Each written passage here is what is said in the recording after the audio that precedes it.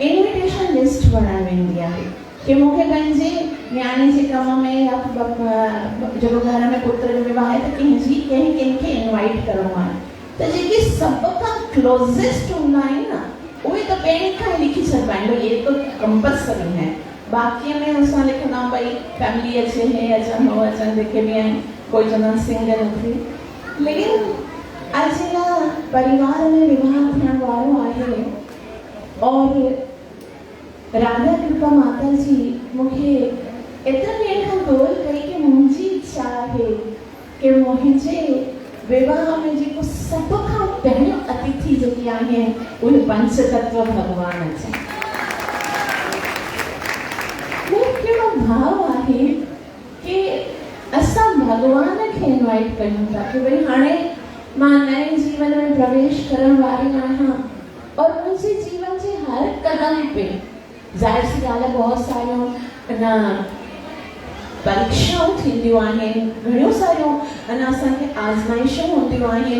नयो जीवन आहे, सॼो परिवार नयो आहे, नया घर वारा आहिनि, नया फैमिली आहे, त उन्हनि में घणा सारा असांखे परीक्षाऊं ॾियणियूं पवंदियूं और उन्हनि सभिनी परीक्षाउनि में जेकॾहिं ठाकुर असांजे साथ आहिनि, जेकॾहिं भगवान असांजे साथ आहिनि त कोई भी परीक्षा अहिड़ी कोन आहे जंहिंमें मूंखे 100 आउट ऑफ 100 कोन मिलंदा।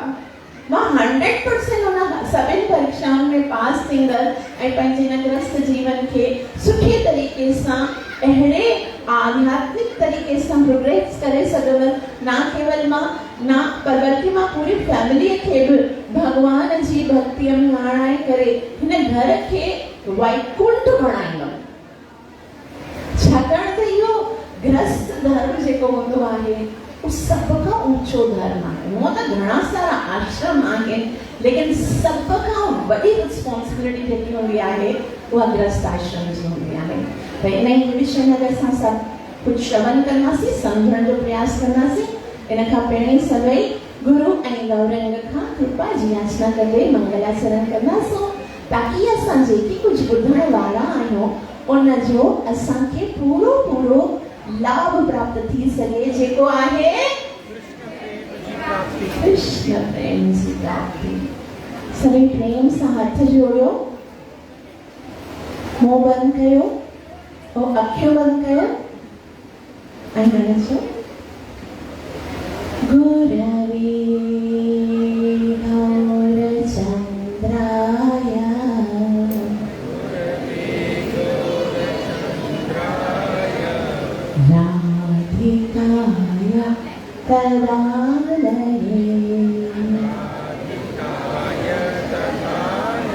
कृष्णाय कृष्ण भक्ताय तद्भक्ताय नमो नमः।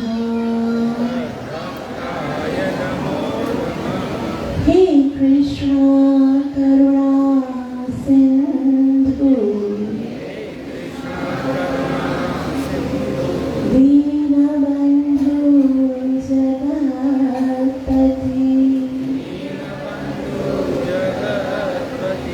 गोपीश गोपिका कांता राधा कांत नमोस्तुते तप्त कांचन गौरांगी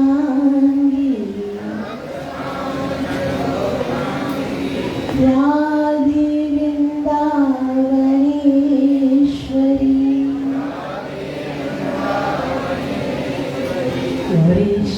वृषभानुसुते देवी प्रणमामि हरिप्रिये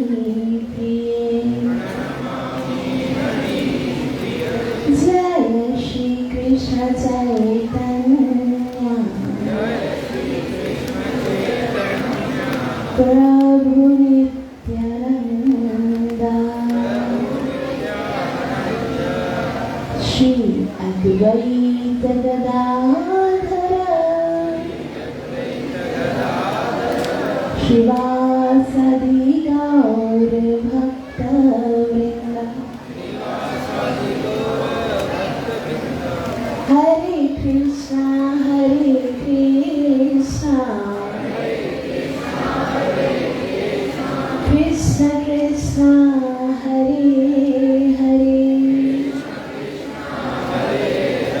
हरे राम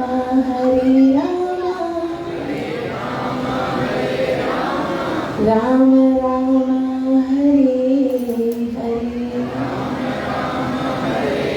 बोल श्री कृष्ण कन्हैया लाल की, पतित पावन पंच तत्व भगवान की, शिला प्रभुपाद की। तर जीअं तव्हां सभिनी खे ख़बर आहे कि 4 आश्रम हूंदा आहिनि ऐं 4 वर्ण हूंदा आहिनि ऐं 4 आश्रम हर के माण्हू खे उन्हनि खे गुज़ारणो हूंदो आहे। पहिरियों हूंदो आहे बचपन खां वठी करे 25 साल ताईं उनखे ब्रह्मचर्य आश्रम चवंदा आहिनि। उनखां 25 खां 50 ताईं गृहस्थ आश्रम हूंदो आहे। 50 खां 75 ताईं वानप्रस्थ आश्रम हूंदो आहे ऐं 75 खां वठी 100 अगर मतलब ईअं सोचो उन्हें के 100 साल जे आयु आहे त लास्ट जा 25 इयर्स जेके हूंदा आहिनि उहे संन्यास आश्रम जा हूंदा आहिनि। त उन्हनि में जेको सभ खां ज्यादा महत्वपूर्ण जेको आश्रम हूंदो आहे न उहो हूंदो आहे गृहस्थ आश्रम। ऐं उन आश्रम में घणो सारो रिस्पॉन्सिबिलिटीज़ हूंदियूं आहिनि। हिकु गृहस्थ जेको आहे जीअं 4 आश्रम मां ॿुधाया न, अगर ही गृहस्थ आश्रम आहे माना ही ब्रह्मचारी है, ही गृहस्थ है, ही वानप्रस्थ है या सन्यासी, तो ही अगर गृहस्थ आश्रम आहे तो उहो गृहस्थ आश्रम वारो ही ब्रह्मचारी के पालींदो आहे। यानी कि ब्रह्मचारी जेके हूंदा आहिनि उहे स्टडी कंदा आहिनि, उहे शास्त्र के अध्ययन कंदा आहिनि। पहिरें ज़माने में गुरुकुल वेंदा, कोई कमाई वमाई कोन कंदा। ब्रह्मचारी खे केरु पालींदो आहे? गृहस्थ पालींदो आहे। जेके वानप्रस्थ यानी जेके माता पिता असांजा 50 खे क्रॉस करे विया, हाणे पंहिंजी रिस्पॉन्सिबिलिटी रिटायर्ड थी विया, त उन्हनि जी ज़िम्मेदारी बि कंहिंजी आहे? गृहस्थ जी आहे। ऐं जेके सन्यासी हूंदा आहिनि, जेके उहे मधुकरी कंदा आहिनि, उन्हनि खे बि गृहस्थ आश्रम वारा ई पालींदा आहिनि। ऐं इहे गृहस्थ ही जेके हूंदा आहिनि उहे वैश्य ज़्यादातर हूंदा आहिनि। वैश्य हूंदा आहिनि उहे ई जेके ब्राह्मण हूंदा आहिनि उन्हनि खे भी दान ॾींदा आहिनि। क्षत्रिय हूंदा आहिनि उन्हनि खे टैक्स ॾींदा आहिनि। और जेके ब्राह्मण क्षत्रिय वैश्य ऐं शूद्र जेके हूंदा उन्हनि खे सैलरी ॾींदा आहिनि। त माना सभिनी ॿियनि आश्रम जी ऐं वर्ण जी जेकी ज़िम्मेदारी आहे उहा गृहस्थ आश्रम ते आहे। ऐं जॾहिं कोई मनुष्य विवाह कंदो आहे न, तॾहिं सभ खां ज्यादा जंहिंखे ख़ुशी थींदी आहे न उहो आहे भगवान। भगवान खे घणी ख़ुशी थींदी आहे जॾहिं कोई मनुष्य जो विवाह थींदो आहे। छाकाणि ख़ुशी थींदी आहे भगवान खे? छाकाणि त भगवान जेको आहे उनजी हिकिड़ी इच्छा आहे कि सभु जेके जीव आत्माऊं आहिनि उन्हनि खे मनुष्य जी योनि मिले ऐं उन्हनि खे भगवान जी भक्ति करण जो अवसर मिले। भगवान जो हृदय एकदम करुणा वारो आहे न। ऐं ज़ाहिर सी ॻाल्हि आहे जॾहिं विवाह थींदो आहे उनजो मेन पर्पस हूंदो आहे संतान उत्पत्ति।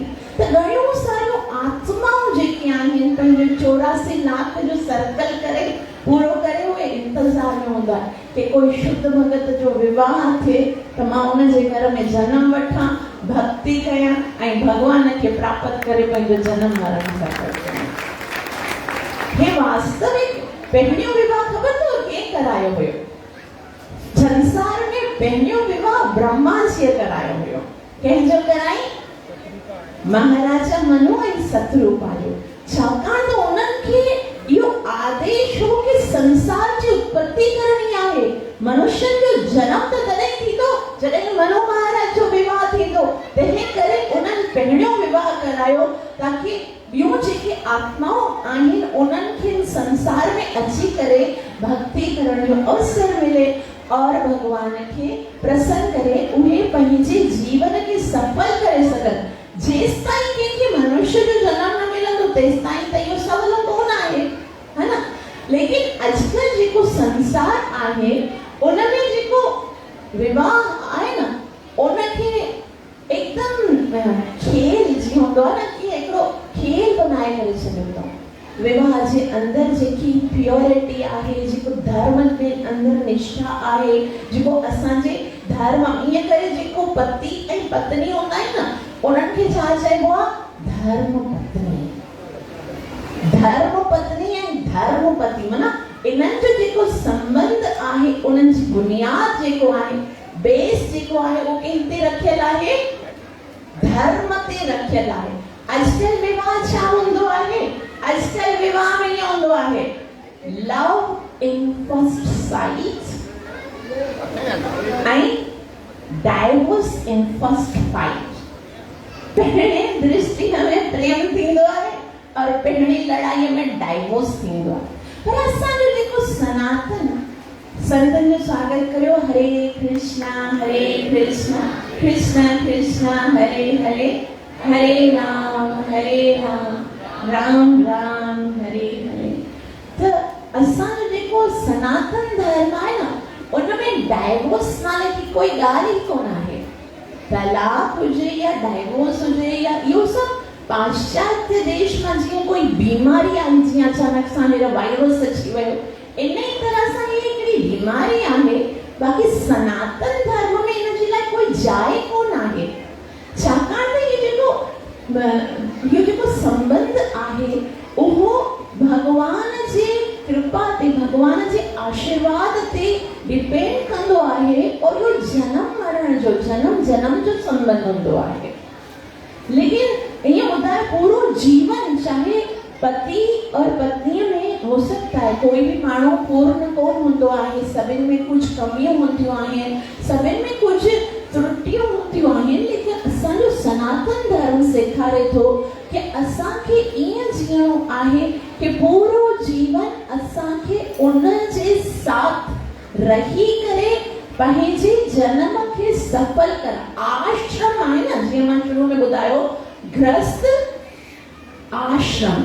आ जो मतलब है पूरो जीवन, श्रम मतलब स्ट्रगल करनी आहे, श्रम करणो आहे, परिश्रम करणो आहे, पूरो जीवन परिश्रम करणो आहे कि पंहिंजो रिस्पॉन्सिबिलिटीज पूरियो कंदे कंदे कंदे कंदे मथे अॻिते वधणो आहे।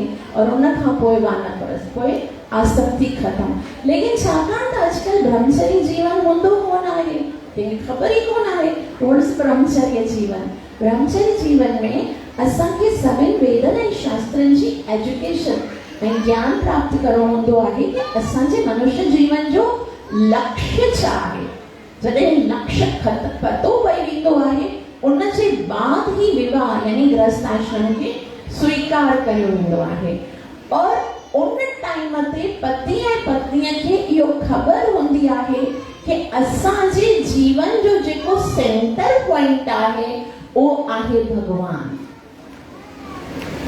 असांखे केवल पशुअनि जीअं केवल ईअं पंहिंजे इंद्रिय तृप्तिअ जे लाइ कोन जीअणो आहे, पर असां छाकाणि त अकेले में एतिरे सुठे तरीक़े सां भक्ति कोन थी करे सघियासीं, हाणे असां मिली करे पति ऐं पत्नी इन धर्म यानी पंहिंजे वास्तविक धर्म मनुष्य धर्म खे पालन कंदासीं ऐं भक्तिअ में अॻियां वधंदासीं।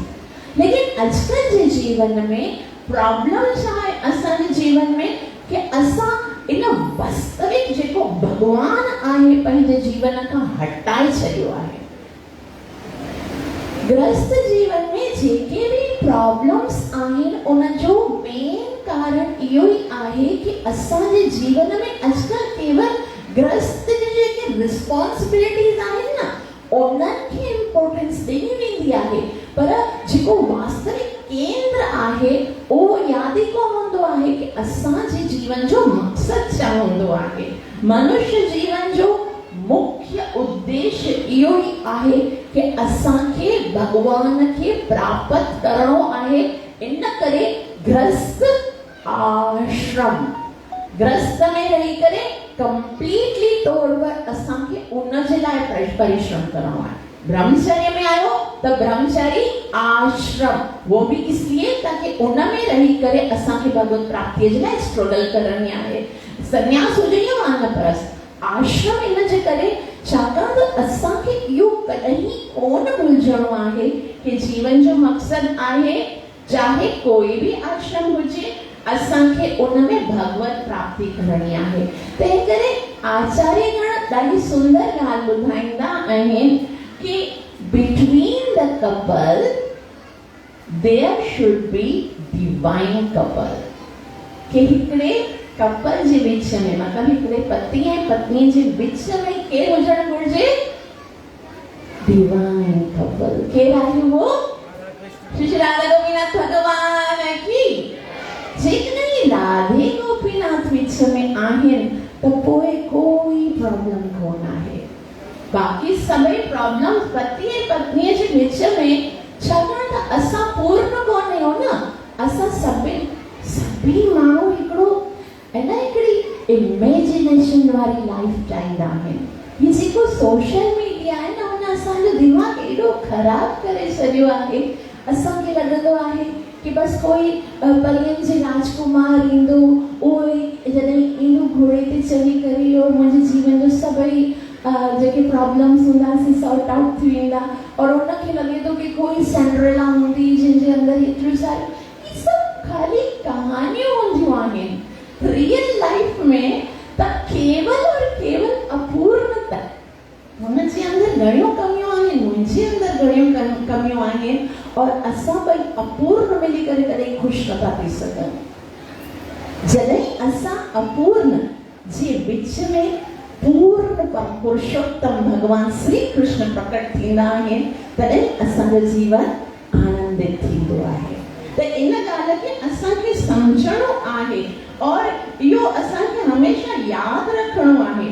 छाकाणि त जॾहिं संसार में कोई बि अहिड़ी चीज़ कोन आहे कि असांखे पंहिंजो रिस्पॉन्सिबिलिटी, कॾहिं कॾहिं भक्त बणजण खां पोइ कोई सोचींदो आहे कि भई मां त भक्त आहियां, हाणे मूंखे ही सभु नथो।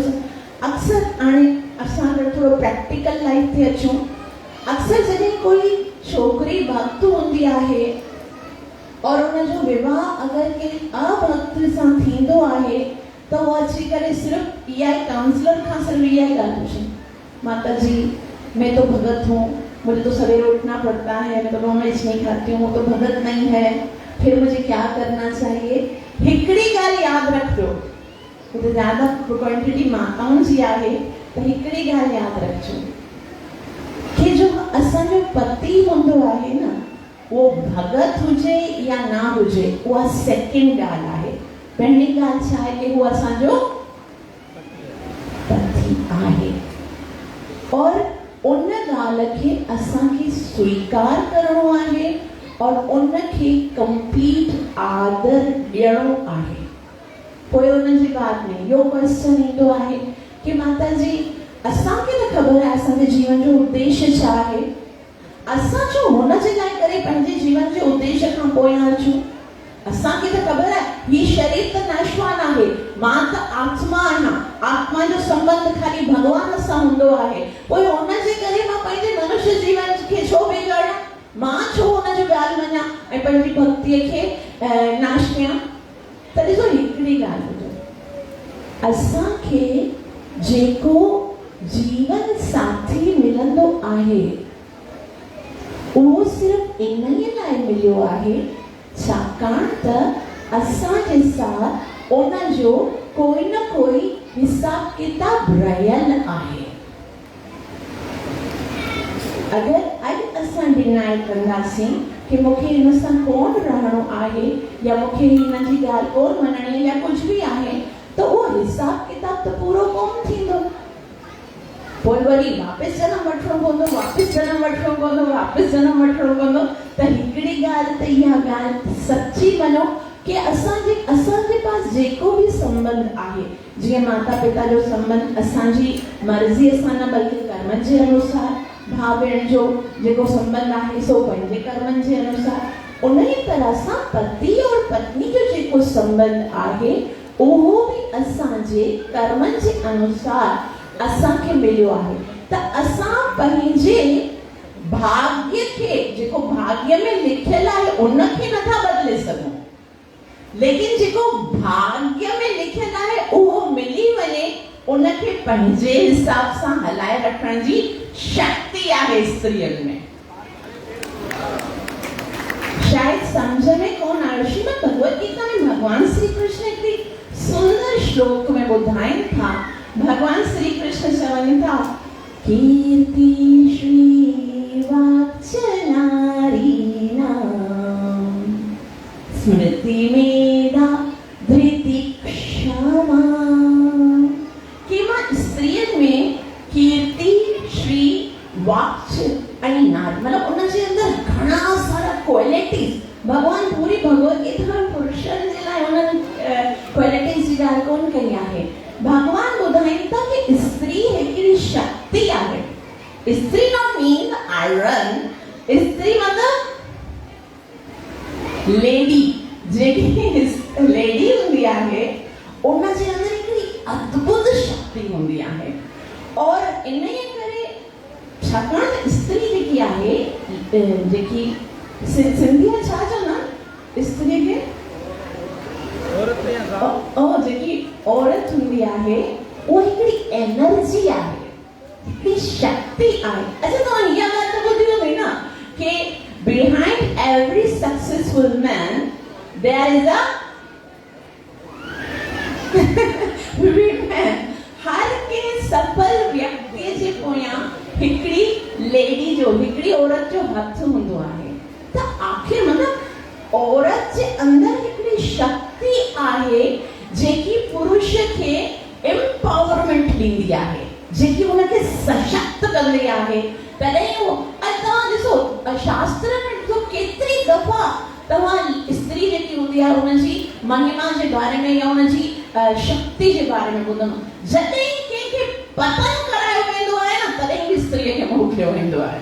शास्त्रनि में ईअं ॿुधायो वियो आहे, श्रीमद् भागवत में ॿुधायो वियो आहे 5 सिकंद जे 2 अध्याय जे 5 श्लोक में हिकिड़ो सुंदर श्लोक आहे कि हिकिड़ो राजा हो जंहिंजो नालो पुरुरवा। और पुरुरवा राजा जेको एतिरो शक्तिशाली हो और इंद्र हुनजी तपस्या खे भस्म करण जे लाइ उन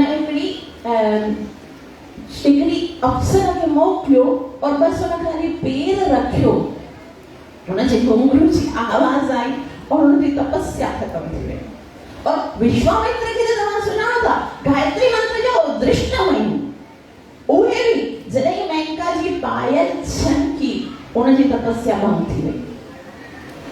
एतिरी दफ़ा असां ॿुधंदा आहियूं श्रीमद् भागवतम जे 3 सिकंद में ॿुधायो वियो कि देवहूति माता खाली गेंद खेॾे रही हुई त जेके रथ ते गंधर्व हुया उहे पंहिंजे विमान तां किरी पिया हेठि। त माना स्त्री जे अंदर एतिरी शक्ति आहे कि उहा अगरि चाहे त कंहिंखे वैकुंठ ताईं पहुचाए सघे थी, और अगरि उहा ग़लति तरीक़े सां कोई कार्य करणु चाहे त उनखे नरक में पहुचाए सघे थी। और कमी कहिड़ी शइ जी आहे? शिक्षण जी कमी आहे, शिक्षा जी कमी आहे। उनखे पंहिंजी एनर्जी, पंहिंजी शक्ति जो उन तरीक़े सां मतलब यूज़ करणो आहे कि उन्नति थी सके। जेके भी उनजे बराबर में आहिनि, चाहे भाव आहे, चाहे पीउ आहे, चाहे पति आहे, चाहे पुत्र आहे, उहा अगरि पंहिंजी शक्तिअ खे पॉजिटिव तरीक़े सां यूज़ कंदी आहे त उन्नति थींदी आहे। और इहा शक्ति पॉजिटिव कीअं थी यूज़ करे सघिजे? जॾहिं उन स्त्रीअ खे सही सही शिक्षण ॾिनो वञे। अच्छा, पहिरें ज़माने में कीअं हूंदो? ॾाढी मज़े जी ॻाल्हि मां शास्त्रनि में पढ़ी कि पहिरें ज़माने में जेकी लेडीज़ हूंदियूं न, उन्हनि खे सिर्फ़ घर में ई शिक्षा ॾिनी हूंदी कि गृहस्थ खे कीअं पालणो आहे। उनखे गुरुकुल में मोकिलियो कोन वेंदो हो। गुरुकुल में खाली केर वेंदा हुया? जेके पुरुष हुआ न, से गुरुकुल में वेंदा हुया ऐं उन्हनि खे सभई शास्त्र पढ़ायो वेंदो हो। जनेऊ धारण करे ब्राह्मण दीक्षा वठंदा हुआ, त्रिकाल संध्या कंदा हुआ। उन्हनि खे ॿुधायो वेंदो पूरी ज़िंदगी 25 साल ताईं पुरुष खे अहिड़ो पक्को पढ़ायो वेंदो हो कि जीवन जो लक्ष्य भगवत प्राप्ति आहे। और उन जे बाद जॾहिं उन जो कंहिंसां बि विवाह थींदो त उनखे ख़बर हूंदी, पोइ पत्नीअ खे खाली जेकी छोकिरी हूंदी, लेडी, उनखे खाली हिकिड़ी चीज़ सेखारी वेंदी, पतो कहिड़ी?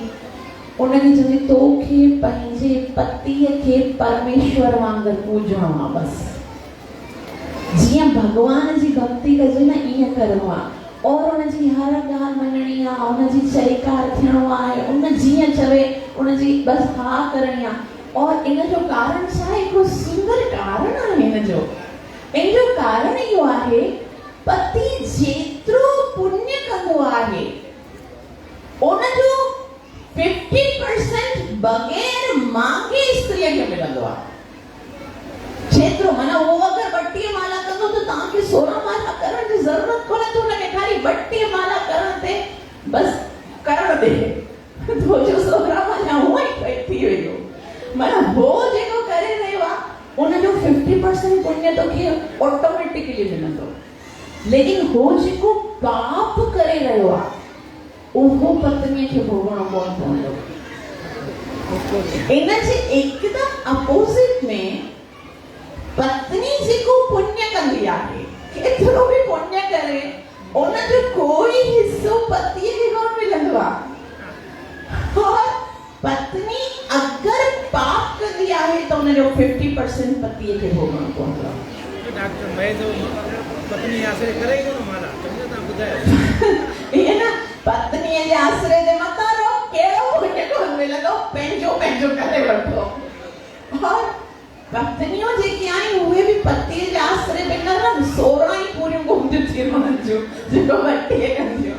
तंहिं करे हाणे ईअं आहे, छाकाणि त पुरुषनि जो शिक्षण एतिरे सुठे तरीक़े सां थींदो कोन आहे, तंहिं करे श्री प्रभुपाद जी त चयो भई पंहिंजो कयो, 16 ताईं पंहिंजो कयो, तव्हां पंहिंजी करियो त भॻवान ताईं वेंदो, अकेले कंहिंजे आश्रय ते रहणु न घुरिजे। त इहो इन करे ॿुधायो वियो कि पत्नी जेकी आहे उनजो हिकिड़ो पहिरियों जेको कर्तव्य आहे उहो पतीअ जी आज्ञा जो पालन करणु आहे, उनखे ख़ुशि रखणो आहे। त कोई पर्सन ईअं भई मुंहिंजो पति त मांस खाईंदो आहे, मुंहिंजो पति चवंदो आहे तूं मांस बनाए, नॉन वेजिटेरियन बनाए करे खाराए, मां कीअं कयां, मां त भॻत आहियां। त पहिरीं ॻाल्हि कि पति जेको आहे पहिरीं जॾहिं विवाह थींदो आहे तॾहिं हो सकता थोड़ो इनसिक्योरिटी फील कंदो आहे कि भई हे त एतिरी भॻत आहे। जीअं नयो ॿार ईंदो आहे न, पहिरियों ॿार जेको हूंदो आहे उनखे मां जेको आहे पहिरियों बाद वारे खे ज़्यादा प्यार ॾींदी आहे न, त उहो पहिरियों वारो थोड़ो इनसिक्योर फील कंदो आहे, या फिर पतीअ खे थोड़ी सी है न जेलसी थींदी आहे कि मां पति आहियां, त थोड़ो ईगोइस्टिक हूंदा आहे न पुरुष जे अंदरि हूंदो आहे, त उनखे लॻंदो आहे कि मुंहिंजो सम्मान हुजणु घुरिजे न, मां त पति आहियां, हे भॻत बणिजी वई त बसि मुंहिंजे लाइ खाधो बि कोन बणाई। त हिकिड़ी ॻाल्हि यादि रखिजो, हिते स्त्रियूं ज़्यादा आहिनि, कि अगरि कंहिंखे जीतणो आहे न त उहो फाइट करे कोन थो करे सघिजे।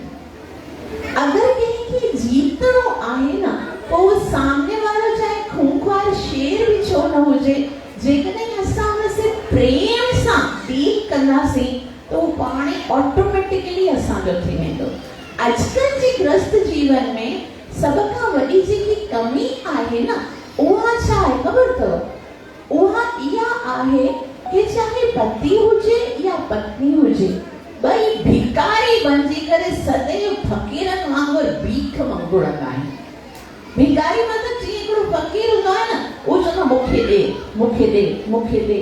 त अॼु जेको आहे पति बि हुजे या पत्नी हुजे, उहे चाहिनि था मुझे सम्मान मिलना चाहिए, मुझे आदर मिलना चाहिए, मुझे प्रेम चाहिए, मुझे सम्मान चाहिए, मुझे आदर चाहिए, मुझे रिस्पेक्ट चाहिए। जॾहिं ताईं असांजे अंदरि या फ़क़ीरनि जहिड़ी है न प्रकृति हूंदी न, तेसि ताईं असां सामने वारे खे मोल्ड कोन करे सघंदासीं। अरे फ़क़ीर न आहे बणिजणो, ही जेको इन करे चवंदा आहिनि ही घर धन्याणी आहे, पत्नी जेकी हूंदी आहे ही घर धणी आहे, असांखे राजाउनि वांगुरु डील करणी आहे। तुम नहीं दे सकते, मैं दे सकती हूँ, मैं प्रेम दे सकती हूँ, मैं आदर दे सकती हूँ, मैं सम्मान दे सकती हूँ, मैं तुम्हारी आज्ञा का पालन कर सकती हूँ। और अगर ये कदे सामने वाले की खबर पवंदी भगत थी करे मुझे हर ॻाल्हि वणंदी आहे, मां त खाईंदो आहियां, मां त पीअंदो आहियां, मां त मुंहिंजे अंदरि एतिरियूं पोइ बि कॾहिं अञा मूंखे कंप्लेन न कंदी आहे, कोई आर्ग्यूस न कंदी आहे, तॾहिं हुनजे ज़मीर में जाॻंदो आहे कि यार मूंखे इन सां न करणु घुरिजे। हरू अची करे असां फौरन सां जेकॾहिं स्त्रियुनि खे पहिरीं हिकिड़ी हूंदी आहे भक्ति में अचण खां पोइ बसि हिकिड़ी शर्त, मैं शादी करूंगी तो वही करूंगी जो भगत होना चाहिए, भगत होना चाहिए। भाई तुंहिंजे नसीब में जेको हूंदो सो तोखे मिलंदो, हाणे तुंहिंजी जिम्मेदारी आहे कि उनखे भगत तूं कीअं थी बनाए। वो तो मैं तो इसलिए बोल रही हूँ क्योंकि पंहिंजे जीवन जो एक्सपीरियंस है, 25 साल गुज़ारे आया आहियूं।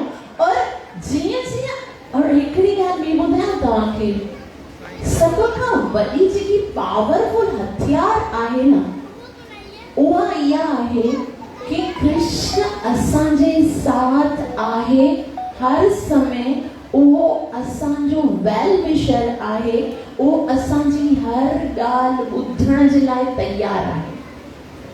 संसार असांजी ॻाल्हि, पति खे जेकॾहिं असां चवंदासीं भई मैं 16 माला करती हूँ, तू 100 माला ही कौन तो करे, तू मनुष्य बणियो आहे, तू 4 माला तो कम से कम कंदो कर, तू नानीस कंदो आहे, तू हे कंदो आहे, तू अञा खाई ॾेखारींदो, अञा करे ॾेखारींदो। तो उसको कहने हो सब मूंखे बि घणा कोई माताऊं अची करे चवंदा आहिनि माता जी हिनखे सम्झायो न, मां केॾो चई चई थकींदी आहियां, लेकिन न खाइण पीअण छॾींदो आहे, न माला कंदो आहे। हो सकता है मुझे चवण सां छॾे छॾे, लेकिन हाणे तो चयो न हाणे न छॾंदो, पंहिंजो ईगो संभालींदो न वो बि, कि उनजे चवण ते मूंखे न छॾो, बसि करना ही नहीं है। तो पहिरीं ॻाल्हि जेकी पहिरीं नसीहत या वॾी भेण सम्झी करे जेके कन्याऊं आहिनि, कभी भी अपने पति को प्रचार मत करो, प्रचार कॾहिं न कयो। अच्छा करियो कीअं प्रचार, हिकिड़ो अलॻि तरीक़ो ॿुधायां तव्हांखे। आप अपनी जो साधना है वो सिंसियरिटी के साथ करो। पंहिंजी साधना, पंहिंजो नाम जप, पंहिंजी भक्ति, पंहिंजो भोग, वो एतिरी सिंसियरिटी के साथ कयो। और कॾहिं वो पंहिंजे बारे में ॿुधाए न, भई मूंखे त ही मूवी ॾिसणु पसंदि लॻंदो आहे, मूंखे घुमणु पसंदि। अच्छा प्रभु तव्हांखे इहे सभु पसंदि, मूंखे ख़बर न, मां जॾहिं भॻवान सां मिलंदी आहियां न, मूंखे माला करणु ॾाढो आनंद ईंदो आहे। ईअं लॻंदो आहे जीअं भॻवान मुंहिंजे साथ आहे, मुंहिंजी ॻाल्हि ॿुधी रहियो आहे और मूंखे प्रोटेक्शन कंदो आहे, मूंसां प्रेम कंदो आहे। मूंखे इन में घणो जाम आनंद थींदो आहे। हू अगरि असांखे चवे न कि भई तव्हांखे अच्छा गृहस्थ जीवन में हलणो कीअं आहे, ॾिसो पति जे आदेश के पालन करणो आहे, ये स्टार्टिंग है, बाद में तो उसको मेरा आदेश पालन करना ही है। मतलब कुछ और कोई उन्नति नहीं, रास्ता ही कौन है, तो सिखा रही हूँ कि क्या है। वो बोले ना मंदिर नहीं जाना, तो ठीक है मैं मंदिर नहीं जा रही हूँ क्योंकि आज जरूरी थोड़ी है, घर में तव्हां पंहिंजी मामा तव्हांखे राधे कृष्ण मिली, गोपाल मिली, सुबुह जो उथी करे उनजी आरती करे सघो था, भोग लॻाए करे खाए सघो था, जरूरी थोड़ी है मंदिर में। और जरूरी तो कथा ॿुधणी आहे न, कथा सुनना जरूरी है।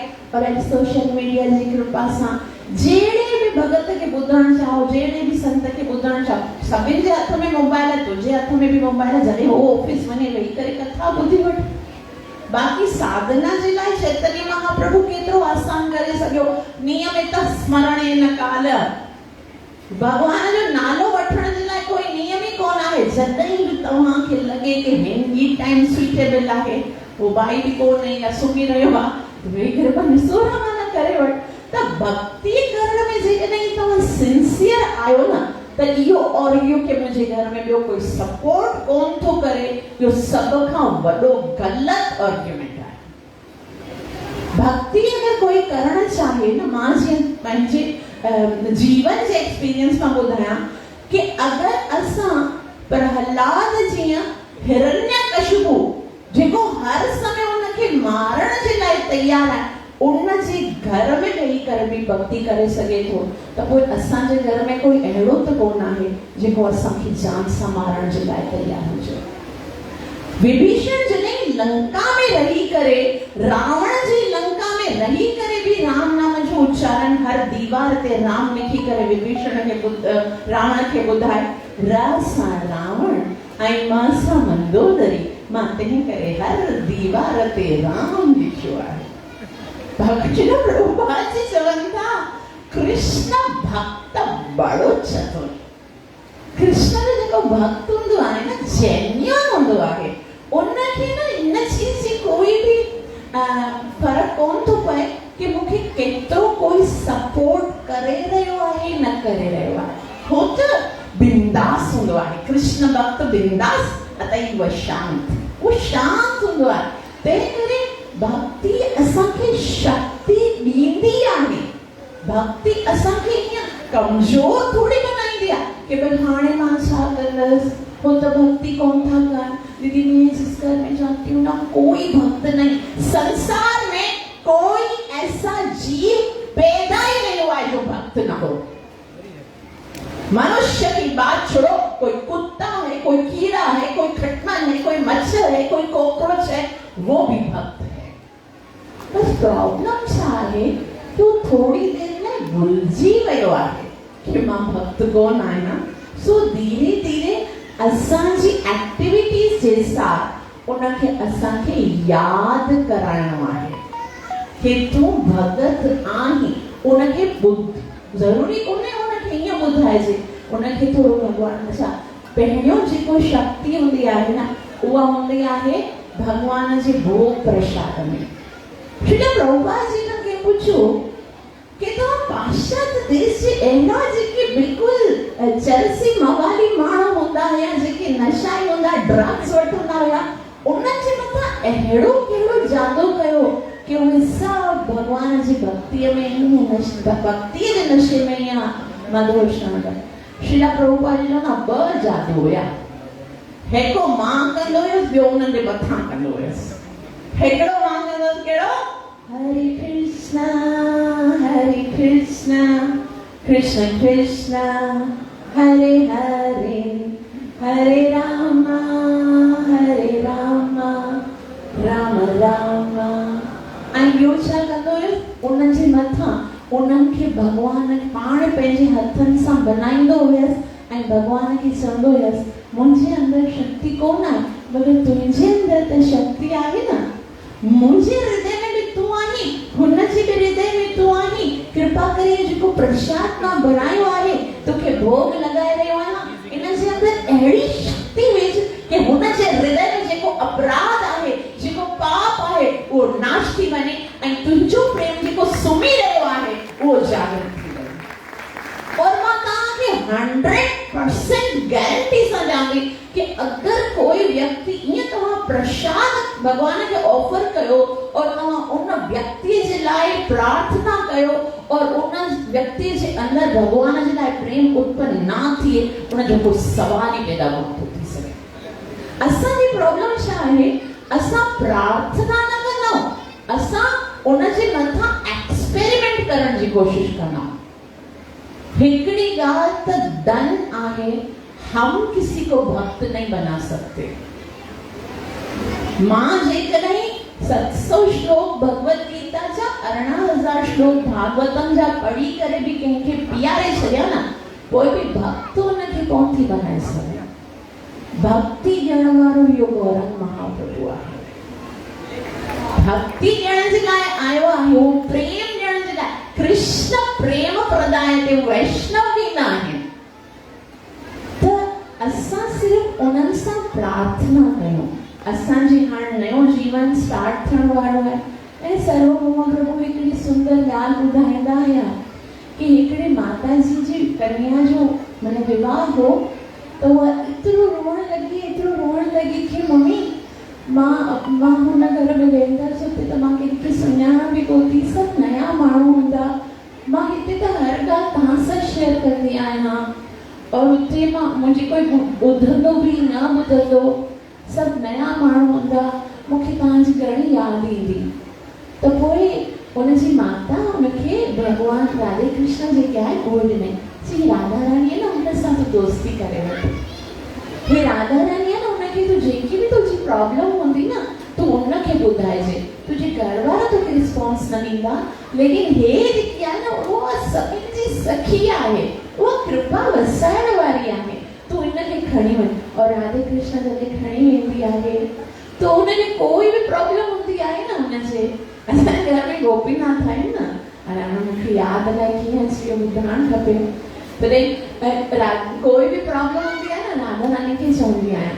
शुरू में मूंखे साईं चयो, जॾहिं सर्वभौम प्रभु हिते आया हुया त कन्हैयालाल प्रभु मूंखे कॉल कई कि माता जी असां सर्वभौम प्रभु जे साथ मां आयमि ऐं बाद में कन्हैयालाल प्रभु चयो असां सिंध म्यूज़ियम में हिकिड़ो प्रोग्राम रखी रहिया आहियूं, तव्हां उते कथा करण जे लाइ अचिजो।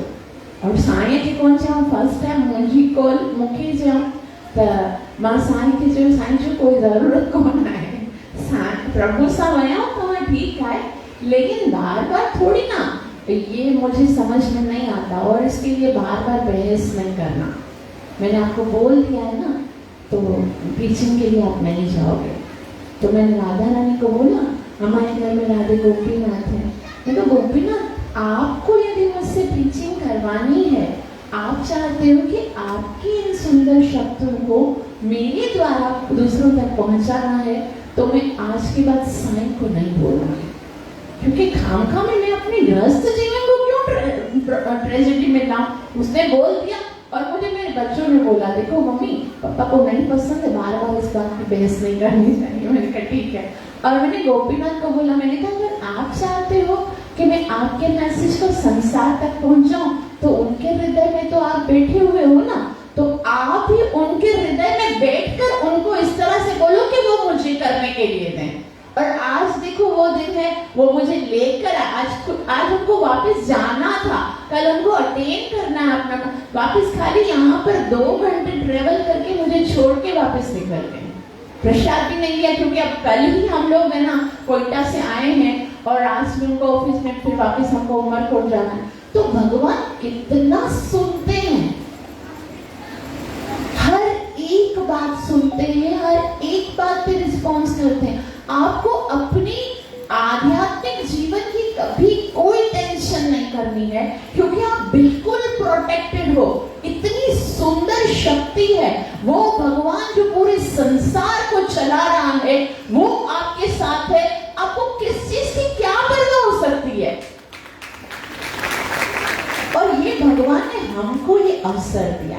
तो गृहस्थ जीवन में क्या है, कुछ चीजें हैं, सिर्फ 4-5। गृहस्थ को अगर हम लोग इंग्लिश में रखेंगे तो एक एक चीज से, एक एक वर्ड से, एक एक शब्द से हम समझेंगे कि क्या करना है। पहला है जी, है ना, गृहस्थ जीवन में पहला वर्ड क्या आता है? जी। जी से क्या होता है? ग्रेटिट्यूड। हमको ये याद रखना है कि जो हमें मिला है वो हमारे भाग्य से मिला है, तो पहले कृतज्ञ होना है, धन्यवाद करना है भगवान का कि कितनों से बेहतर हूं मैं। हम क्या देखते हैं, हमारे जीवन में प्रॉब्लम्स इसलिए हैं क्योंकि हम कमियों पे नजर डालते हैं। हमको अच्छाइयों पे भी तो नजर डाल सकते हैं, जो हमें मिला है उसमें कितनी, हम हमेशा सोचते हैं भाई हुन जो पति केड़ो सुठो आहे, हुन जो केड़ो ख्याल रखंदो, हुन खे शॉपिंग भी कराईंदो आहे, हुन खे हे भी कराईंदो, हुन जी पत्नी केड़ी सुठी आहे, रोटी भी सुठी बनाईंदा, हिन में तो कुछ लक्षण कोन्हे। हम हमेशा यह सोचते हैं, हम सोचते हैं असां भले रावण जहिड़ा हुजूं पर पत्नी मूंखे सीता खपे। असां जहिड़ा आहियूं, अहिड़ी मिली आहे त पहिरीं त धन्यवाद कयो भगवान खे बि चयो, और उन्हनि जी बि उन जे अंदर जेकी खूबियूं आहिनि उन्हनि खे यादि करे जेकॾहिं धन्यवाद कंदासीं त पोइ असांजे जीवन में हिकिड़ो बैलेंस रहंदो। ठीकु आहे। उन जे बाद आर सां छा थींदो आहे? रिस्पेक्ट। ऐं असां जेके जेके फेरा ॾींदा आहियूं न 4, उन टाइम ते 7 वचन ॾींदा आहियूं, और उन टाइम ते असां हिकिड़ो वचन इहो बि ॾींदा आहियूं कि मां जीवन भर तुंहिंजे सम्मान जो ख्याल रखंदसि, मां तुंहिंजो आदर कंदसि, ऐं तुंहिंजे फैमिली, तुंहिंजे माता पिता जो बि मां उन ई तरह आदर कंदसि जीअं मां पंहिंजे माता पिता जो आदर कंदी आहियां या कंदो आहियां। हिकिड़ो वचन आहे। त पहिरियों त धन्यवाद थियणो आहे हुनजो, ऐं ॿियो असांखे रिस्पेक्ट करणी आहे। असां जेकॾहिं रिस्पेक्ट चाहियूं था त पहिरीं उनखे आदर ॾियणु सिखो। और हिकिड़ो वचन इहो हूंदो आहे कि पत्नी चवे थी कि मां तुंहिंजे बाएं अंग में उन ही शर्त ते विहंदसि पर तूं मूंखे वचन ॾे कि तूं मूंखे कॾहिं बि कंहिंजे साम्हूं मुंहिंजी इंसल्ट न कंदे। भले हो सकता है मां ये नथी चवां कि मुझे अंदर कोई गलती कोन आहे, मां कॾहिं कोई गलती कोन थी करे सघां, कभी गलत नहीं कर सकता। असांजी पर्सनल लाइफ में प्राइवेसी हूंदी और जेके भी असांजूं कमियूं आहिनि असां पर्सनल में डिस्कस कंदासीं, संसार जे सामने कॾहिं तूं मुंहिंजी तौहीन न कंदे। और असांखे हिक ॿिए खे आदर ॾियणु सिखणो आहे। पुतने अॼुकल्ह छाजे करे असांखे सुठो लॻंदो आहे जॾहिं ॿिए कंहिंखे असां हार्ट कंदा आहियूं। कोई भक्त भी हूंदो आहे उहो बि सोचींदो आहे उनखे हार्ट कयां, कोई संसारी भी हूंदो आहे उहो बि सोचींदो। असां जेकॾहिं हिकिड़ी ॻाल्हि यादि रखो, ध्यान सां ॿुधण जी आहे, हिन संसार में हिकिड़ो बि माण्हू जेकॾहिं तव्हां सां नाख़ुशि हूंदो न तेसि ताईं भॻवान जे धाम जो दरवाज़ो तव्हां सां कोन खुलंदो। छाकाणि त आहिनि त सभु वैष्णव न। तंहिं करे जीव गोस्वामी हिकिड़ी सुंदर ॻाल्हि चवनि था, मूंखे ॾाढी टच कंदी आहे उहा ॻाल्हि कि हिन संसार में सभु सुठा आहिनि, कोई बि ख़राबु कोन आहे, सभु सुठा आहिनि। लेकिन मुंहिंजा कर्म केॾा फुटल आहिनि, मुंहिंजा कर्म केतिरा ख़राबु आहिनि कि एतिरा सुठा माण्हू बि मुंहिंजे साथ ग़लति करण ते विवश आहिनि। मुझे साथ अगर कोई गलत करे रहियो आहे इन करे कोन करे रहियो कि हू गलत आहे, बल्कि मां एतिरो ख़राबु आहियां, मुंहिंजा कर्म एतिरा ख़राबु आहिनि कि उन एतिरे सुठे व्यक्ति खे बि बुद्धि भॻवान ख़राबु कंदो आहे, मूंसां ग़लति कंदो आहे। त असांखे छा हुजणु घुरिजे? पहिरीं ग्रेटिट्यूड हुजणु घुरिजे, ॿियो रिस्पेक्ट हुजणु घुरिजे, ऐं उनजे बाद असांखे छा हुजणु घुरिजे? हमेशा ऐसा हूंदो आहे हम्बलनेस, विनम्रता। अच्छा हिकिड़ो ई जेको ग्रस्त जीवन हूंदो आहे, जीअं मां पहिरीं ॿुधायो कि धीरे धीरे उन्नति करण जे लाइ हूंदो आहे न, त जीअं असांखे आख़िर त भॻवान खे ख़ुशि करणो आहे, त ही ग्रस्त जीवन हिकिड़ी ट्रेनिंग आहे, हिकिड़ी ट्रेनिंग आहे जेकी चीज़ अॻियां हली करे भॻवान सां करणियूं आहिनि न। पहिरीं हिन ग्रस्त जीवन में पति ऐं पत्नीअ जे साथ करे उन में ट्रेनिंग करणी आहे, ग्रेटिट्यूड यानी धन्यवाद करणो आहे, उनजे बाद छा करणो आहे? रिस्पेक्ट करणी आहे हिक ॿिए जी, भॻवान जो आदर, वैष्णवनि जो आदर करणो आहे। जॾहिं असांजी ट्रेनिंग थी हूंदी न त पोइ अॻियां करणु आसान थी वेंदो। उनजे बाद छा आहे? हम्बल, विनम्रता। ठीकु आहे प्रभु, तो हर जरूरी थोड़ी है हर ॻाल्हि ते आर्ग्यूमेंट्स थी वञे, हमेशा उसको अच्छा लगता है तो हाँ कर दो ना, ओके ठीक है, अरे ये सब्जी बनानी है, ठीक है, अरे ते बनाना ठीक है, मुझे मन न तो करे, ओके, ये ड्रेस पहनना, ओके, विनम्रता, हम्बल, और एस आहे सेवा। छाकाणि जीवेरे स्वरूप होय कृष्णेन नित्यदास सेवा त करणी आहे, और इहा सेवा जी ट्रेनिंग भी ग्रस्त जीवन में असांखे सिखणी आहे। जॾहिं पतीअ जी सेवा कंदासीं त पोइ परमेश्वर जी सेवा करण जी भी रुचि ईंदी। और तीसरा छा आहे? टॉलरेंट, बर्दाश्त करणु सिखणो आहे। असांखे लॻंदो आहे हम क्यों बर्दाश्त करें हर दफ़ा, असां छाजे लाइ करियूं? छाकाणि त असां इन असांखे कीअं लॻंदो हो केतिरा ख़ुशि आहिनि, हुनजो पति केतिरो ख़ुशि रहंदो आहे, हो केतिरा ख़ुशि आहिनि। असांखे ये जीवन साथी इसीलिए मिला है क्योंकि हमारे कर्मों के अनुसार हमें ऐसा ही मिलना था, तो हमें कुछ बर्दाश्त करना ही पड़ेगा।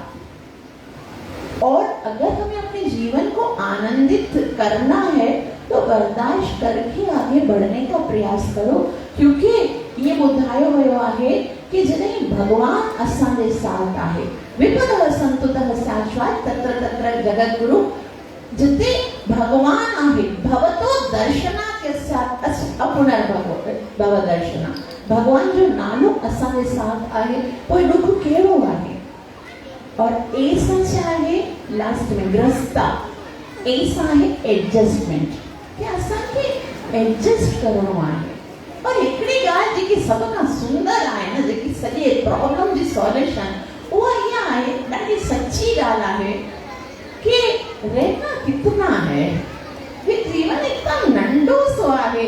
तो इसे कहते हैं ना, जिंदगी वैसे ही कम है मोहब्बत के लिए, तो झगड़े करके समय बिताने की जरूरत क्या है?